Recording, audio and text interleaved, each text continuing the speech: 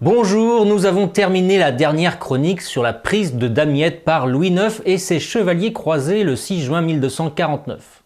Fort de ce premier succès, l'avant-garde s'en alla par le Nil en direction du Caire. Mais la puissante et redoutable forteresse de la Mansoura arrêta subitement l'enthousiasme des croisés francs. Les jours de Louis IX en terre sarrasine ne sont pas encore terminés. Malheureusement, les derniers jours en Terre Sainte ne furent pas aussi glorieux que les premiers en Égypte. Mais avant de vous raconter cette histoire, notre histoire, je veux vous dire que vous pouvez soutenir mon travail sur l'histoire de France en commandant un livre de ma maison d'édition ou en faisant simplement un don. Pour en savoir plus, cliquez sur les liens en description de cette vidéo. Merci.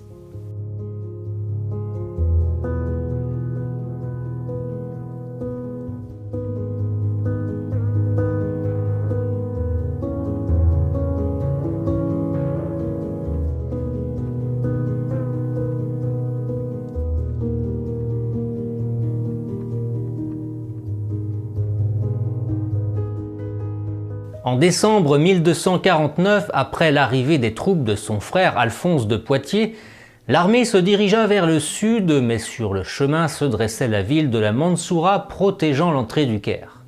L'expédition fut immédiatement immobilisée car les troupes égyptiennes étaient là, positionnées près du fleuve. Les croisés d'un côté et les sarrasins de l'autre, pendant un mois, ne purent se livrer qu'une guerre de position.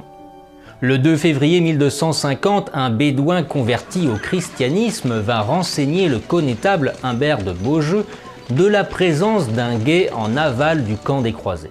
Était-ce une ruse ennemie? En dépit du risque, le roi et son conseil décidèrent d'agir. Une troupe composée du frère du roi Robert d'Artois, du comte de Salisbury et du maître du Temple eut pour mission de tenir une tête de pont en attendant l'arrière-garde. Ils se mirent aussitôt en route. Essuyant quelques escarmouches sarrasines, ils durent cependant lutter vigoureusement pour conserver leur position. Le comte d'Artois décida, sans ordre formel de son frère, de poursuivre les fuyards. Ne pouvant le laisser seul face à l'ennemi, la petite troupe s'élança imprudemment et pénétra dans un camp égyptien. L'émir et les siens périrent. Ragaillardi par ce succès, Robert d'Artois voulait poursuivre l'assaut. Les chevaliers présents tentèrent bien de lui faire entendre raison, mais le comte n'entendit rien aux sages recommandations. Il se lança à corps perdu contre la Mansoura fortifiée. L'impétueux chevalier allait apprendre au prix de sa vie ce qu'il en coûtait de se prévaloir des ordres royaux. Une fois entrés dans la ville, croisés et mamelouks se livrèrent des combats de rue impitoyables. 280 chevaliers allaient manquer à l'appel, parmi eux Robert d'Artois, le frère du roi. Lorsque l'arrière-garde arriva, l'armée sarrasine s'était reformée si bien que les combats reprenaient avec vigueur. Les croisés français réussirent à les repousser malgré les incessantes attaques musulmanes, aidés par le feu grégeois, une arme si redoutable. Le 8 février 1250, les Sarrasins battirent en retraite pour mieux réorganiser leur corps de bataille.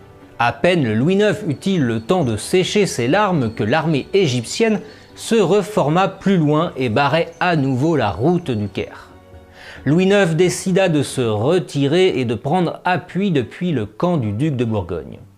Un malheur n'arrivant jamais seul, la maladie de l'ost, la dysenterie, s'installait dans le camp croisé.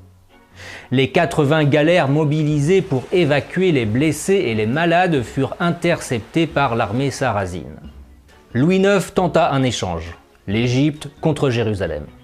La lenteur des pourparlers n'augurait rien de bon. Le nouveau sultan venant tout juste d'arriver en Égypte refusa l'offre du roi de France. Le trajet jusqu'à Damiette qu'ils tentèrent de regagner à pied paraissait insurmontable. Le roi, accompagné de son arrière-garde, put se reposer et tenter de se rétablir dans un village où ses proches l'installèrent dans une maison.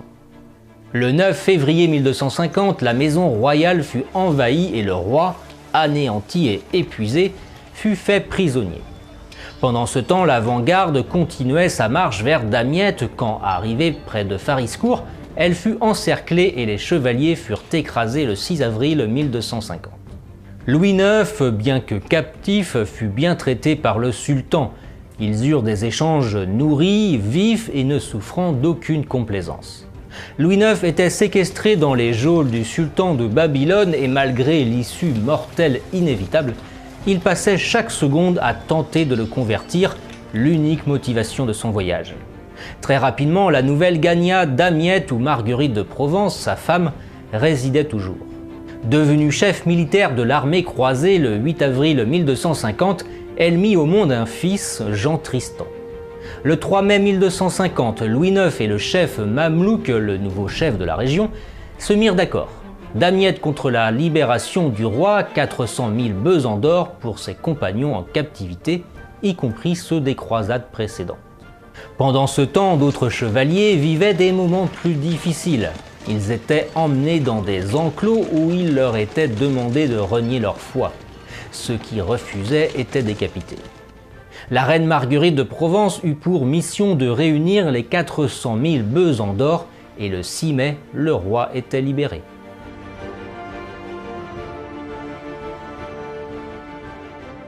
Pendant la présence du roi en Égypte, en France, Blanche de Castille dut faire face à une révolte paysanne des plus meurtrières.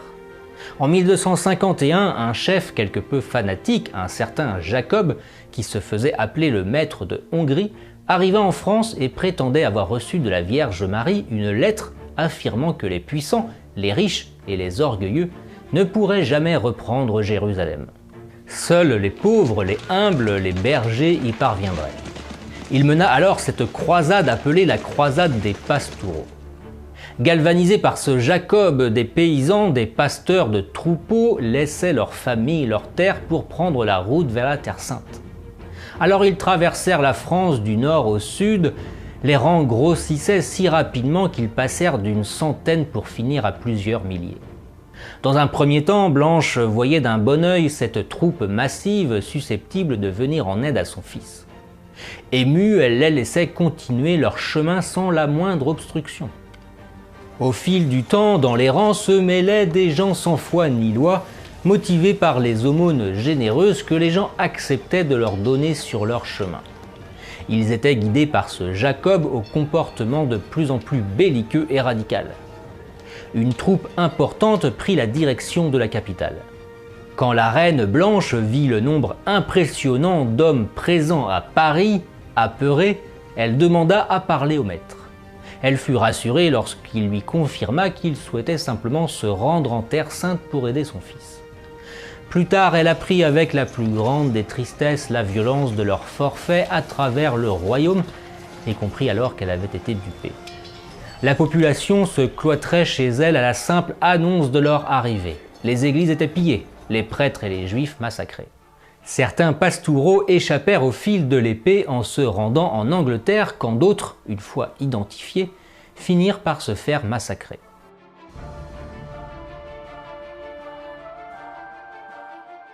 La deuxième partie de la croisade débutait sous les meilleurs auspices. Le sultan de Damas lui accorda un sauf-conduit pour aller jusqu'en Terre Sainte en pèlerinage.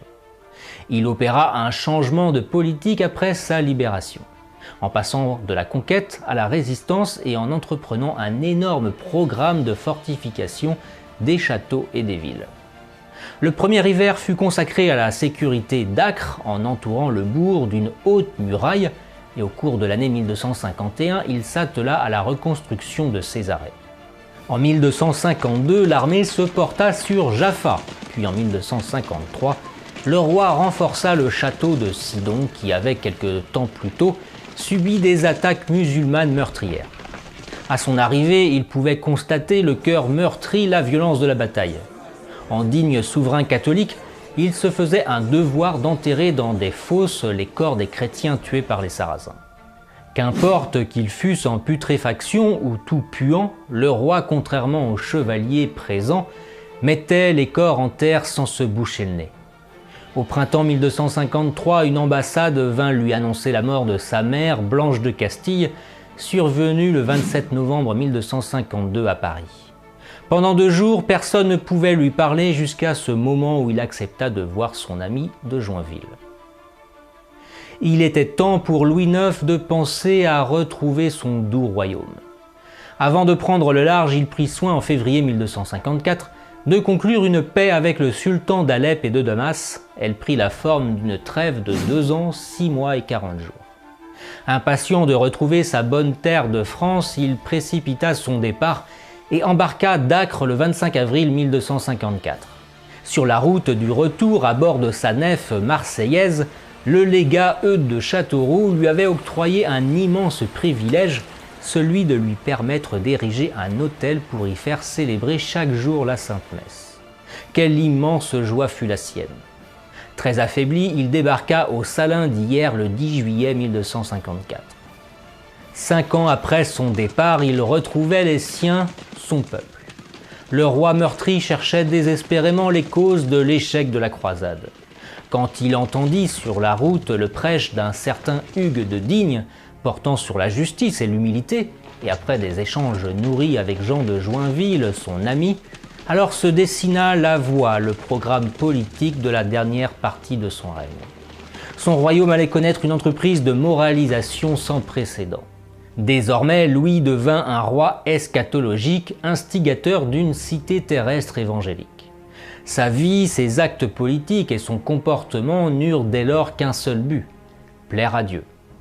À l'été 1254, Louis IX passa quelque temps sur les terres de Provence. Il fit route vers Aigues-Mortes, Le Puy, Clermont et bien d'autres villes de son royaume, jusqu'à Saint-Denis où il déposa l'oriflamme. Il fit son entrée à Paris le 7 septembre 1254. De juillet à décembre 1254, Louis IX voulut réformer en profondeur son royaume. Alors pour y parvenir, il dicta une série de textes qui furent regroupés dans une grande ordonnance. Louis demanda à ce qu'elle soit proclamée en place publique. La grande ordonnance promulguée en 1254 prévoyait d'assurer la moralité dans les actions menées par les officiers royaux, baillis et sénéchaux, chargés de maintenir l'ordre, de percevoir les impôts et de rendre la justice. Face au développement des appels à la justice du roi de la part de ses sujets, Louis IX se voyait contraint de faire des membres de son palais des spécialistes formés à mieux traiter les affaires qui leur étaient présentées. Diverses chambres qui constitueront le Parlement de Paris allaient alors être créées, comme la Cour des comptes, qui veillera à la bonne tenue des dépenses des villes. Louis IX codifia le droit et l'humanisa jusqu'à en donner lui-même l'exemple, comme quand il rendit la justice sous un chêne à Vincennes.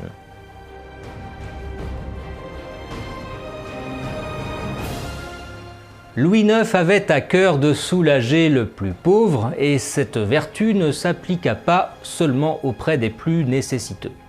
Lui qui reçut une bonne éducation étant enfant, tenait à ce que les écoliers sans le sou puissent recevoir eux aussi une éducation honorable. À la fin des années 1250, à la demande de son confesseur et ami Robert de Sorbon, il participa à la fondation d'un collège destiné à accueillir de pauvres étudiants. Robert était l'exemple parfait de l'ascension sociale qui pouvait exister à l'époque. Lui, le fils de vilain, grâce à une bourse, put intégrer l'université de Paris et entreprendre des études supérieures et ainsi terminer maître en théologie. Sans doute voyait-il chez ses enfants sans éducation et sans le sou celui qu'il avait été jadis. Il voulut agir. Pour le soutenir dans son ambitieux projet, Louis IX lui offrit quelques-uns de ses bâtiments pour permettre aux étudiants de s'y installer. Rapidement, une rue entière sera dévouée à l'enseignement. Le nom de Robert de Sorbon allait petit à petit s'effacer pour ne laisser place qu'à sa célèbre fondation, connue aujourd'hui sous le nom de Sorbonne. La seconde partie du règne de Louis IX fut empreint de bonté, de charité et de justice envers les plus pauvres de ses sujets.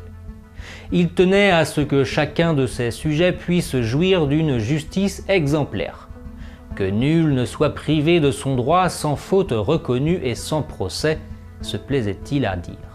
Après la mort de l'empereur du Saint-Empire, Frédéric II en 1250, Louis IX était le souverain le plus puissant et le plus respecté de la chrétienté. Jusqu'à sa mort, il aura la justice arrimée au cœur. Vous avez aimé cette vidéo? N'oubliez pas de vous abonner à la chaîne et d'activer la cloche pour être tenu informé de toutes les prochaines publications, de laisser un commentaire et de partager la vidéo. Et si vous voulez soutenir mon travail, n'hésitez pas à faire un don via ma page Tipeee ou bien de commander un livre de ma maison d'édition, les éditions Vox Gallia. Merci et à très vite, vive la France!